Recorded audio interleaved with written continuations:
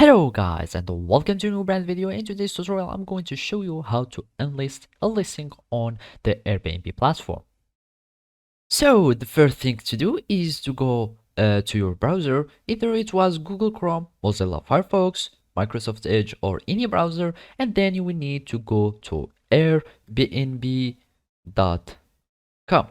So after you click on it, you will be taken or redirected to the Airbnb website, and then you will need to create an account. So basically you will need just to click on this icon here at the corner. You click on it, and of course you are going to click on sign up, and after that you can either sign up with your phone number, or you can sign up with these alternative accounts, either Facebook, Google, Apple accounts, or your email.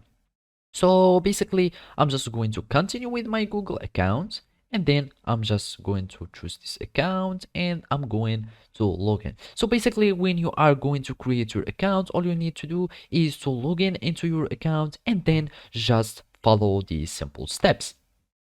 So after you log into your account, all you need to do is to switch to the hosting mode, or just click on your profile and click on manage listings. And basically after that you will go to menu, listings, and then you will choose the listing that you want to unlist. So as you can see, the status of my listing is green, so it is listed.